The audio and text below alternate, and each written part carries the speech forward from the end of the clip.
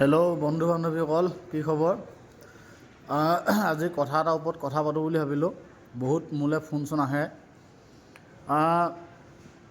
আমাৰ অসমৰ বহুত ল'ৰাই এনেকৈ বাহিৰত আহিম বুলি ভাবে মানে বাহিৰত যাম এনেকৈ ভাবে, আৰু বহুত জেগাত আহে। চবে হায়দৰাবাদ, বেংগলোৰ, কেৰেলা, চেন্নাই, দিল্লী, মুম্বাই এনেকুৱা জেগাত আহে। মানে বহুত ল'ৰা আহে, আৰু অহাৰ আগত কি কৰে, তেখেতলোকেতো লগৰ বা ঘৰৰ মানুহ কোনোবাতো কণ্টেক্ট কৰি আহে না।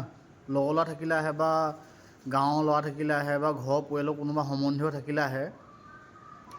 তোমালোকে আহিলে মানে দুটামান পৰিস্থিতিৰ সন্মুখীন হয় বহুতে পৰিস্থিতিৰ সন্মুখীন কি হয়, নতুনতে আহে, অলপ অকামুকামীয়া পায়, যিমান টেঙৰ হ'লেও বাহিৰত অকৰা হৈ যায়।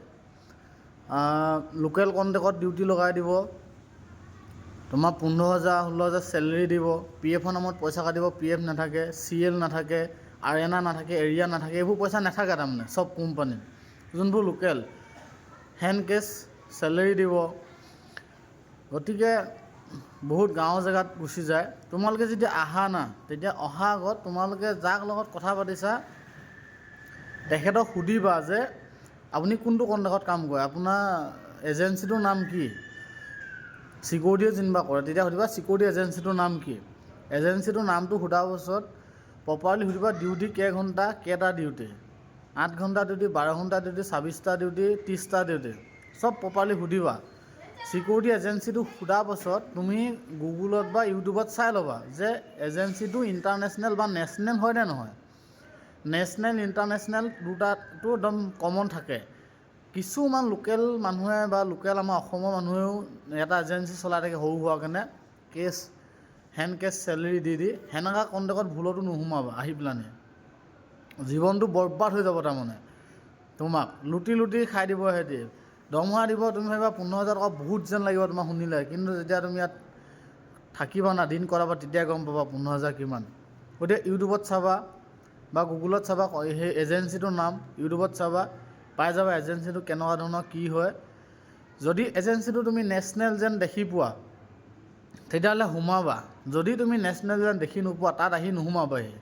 কাৰণ তুমি যদি বাহিৰত এতিয়াতো টকা ঘটিবলৈ আহা, টাইম পাছ কৰিবলৈ নাহা, আৰাম ডিউটি ক'ৰবাত পাবা, বহি মেলি থকা ধূলিয়ে বালিয়ে, ছেভিং টেভিং একো ডিচিপ্লিন নাইকিয়া, 15,000 টকা পাবা ধৰি লোৱা, আৰামত বহি থকা ডিউটি। তুমিতো বহিবলৈ হ'লে ঘৰতো পাৰা।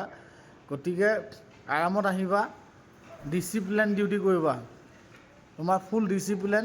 তোমাৰ ধুনীয়াকৈ দেৱালীৰ সময়ত বোনাছ পাবা, 15-20,000 টকা দেৱালী বোনাছ দিব, আৰেনা দিব, ভাল কণ্টেক্টত এৰিয়া দিব, PF দিব। তুমি দৰমহা গোটাব পাৰিলেও নোৱাৰিলেও 1-1.5 বছৰ যদি ডিউটি কৰা, ভাল মুঠা PFৰ পইচা এটা পাবা।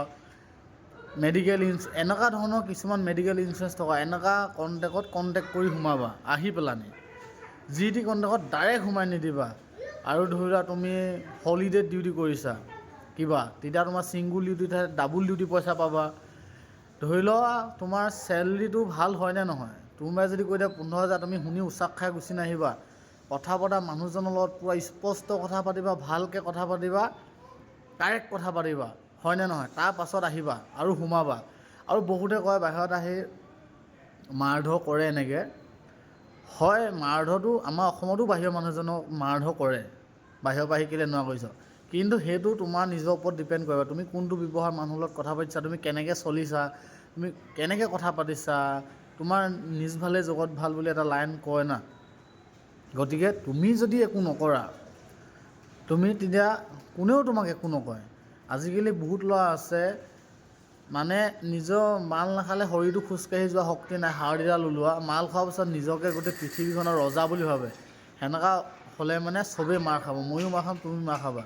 গতিকে তুমি কেনেকৈ চলা, তোমাৰ ব্যৱহাৰ পাতি কেনেকুৱা, তুমি কোনটো ট'নত কথা পতা মানুহৰ লগত, কোনটো কানেক্টত চোৱা, তুমি আই কানেক্টত, সেইবোৰ মানুহৰ বহুত বডি লেংগুৱেজ কি তোমাৰ সেইবোৰ ওপৰত ডিপেণ্ড কৰে।